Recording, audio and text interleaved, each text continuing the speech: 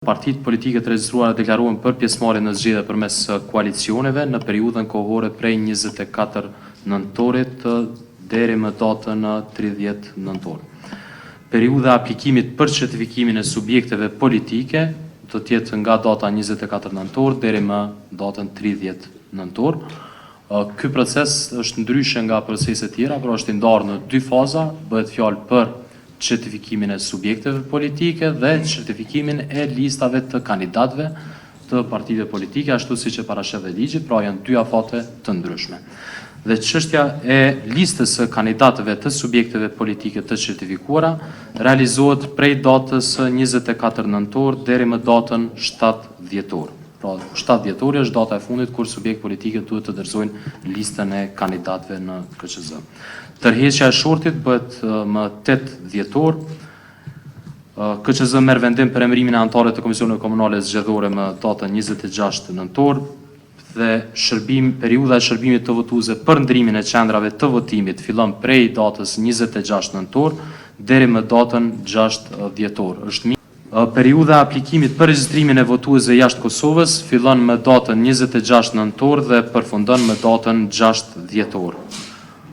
Periudha e votimit përmes postës fillon me 12 dhjetor dhe përfundon me datën 27 dhjetor të këtij viti. Dhe fushata zgjedhore, që është e rëndësishme edhe për subjekt politike dhe për gjithë vëzhguesit e mediat, fillon me datën 17 dhjetor dhe përfundon më 28 dhjetor, pra është 12 fushat për subjektet politike.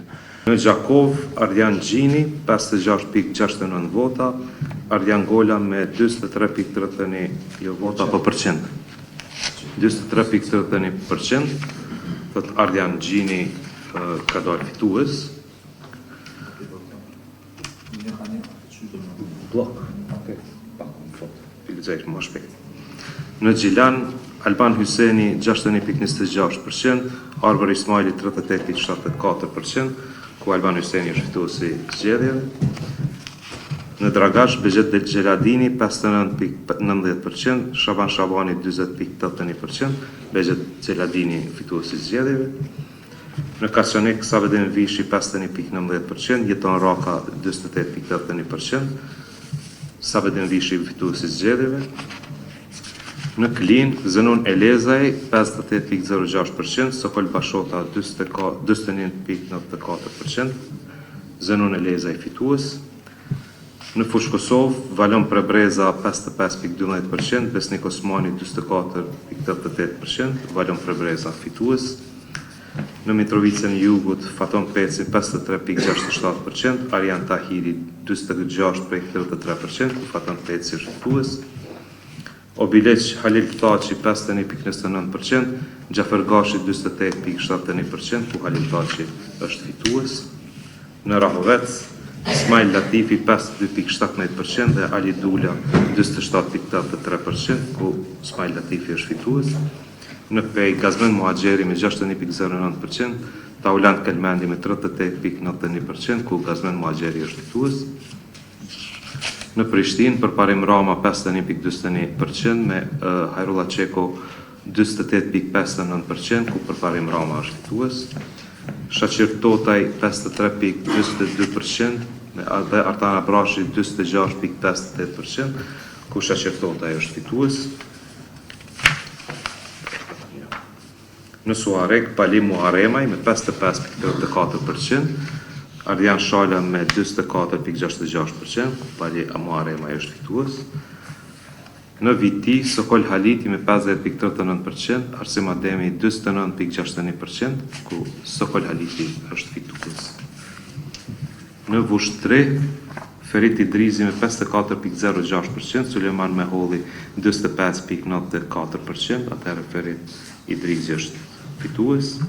Në Junik, Ruzhdi Shehu me 57.38% dhe Agron Kuqi me 22.62%, ashtu që Ruzhdi Shehu është fitues. Në Mamush, Abdul Hadi Krasniq me 51.14% dhe Fikret Marina 28.86%, Abdul Krasniq është fitues.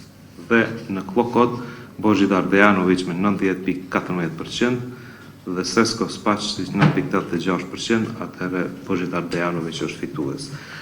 Me gjitha ato pamjet që kemi pas gjatë procesit të numërimit në qendrën komunale të numërimit, por dhe me rastet të evidentuara në ditën e votimit në për vendvotime, kemi parë që vendvotimet kanë pasur një kod tjetër fletvotimit kanë pasur një kod tjetër të vendvotimeve. Konsideroj që i tërë ky proces i zhvilluar në komunën e Mitrovicës, që po evidentuat që ka mujtë me ndodhe në komunat të tjera, është cënu rond integriteti i procesit zgjedhor. Ne edhe si parti politike, këtë rast si përfaqësuesi i Partisë Demokratike Kosovës, kemi ngritur edhe shqetësimet tona lidhur me këtë proces të votimit në komunën e Mitrovicës. Njëjtë është vepruar duke u ndjek në gjitha instancat, në këtë rast edhe në PZP, edhe në Gjykatën Supreme. Edhe në mbledhjen e kaluar kemi thënë që realisht ky proces i votimit në Mitrovicë do duhet të shkonte në rivotim. Na kemi bërë ankesë, domethënë në Gjykatën Kushtetuese për lëshimet sa i përket listës serbe, presioneve, ndikimeve dhe kërcënimeve që kanë qenë, sidomos tek llokoti ku është detyruar kandidati 2 ditë, 3 ditë para raundit dytë me u tërheq, sepse i kanë thonë një pozicion, funksion nga qeveria Serbi si kryetari i komunës paralele, më deri këtu kanë shku, unë votoj kundër gjitha certifikimeve për komunat ku lista serbe dhe më thonë është me shumicë të votave që shka qenë. Këtë dalim po du me bo, për tjerat jam për dhe më thonë, mirë po për listën serbe unë jam kundër, edhe votoj kundër.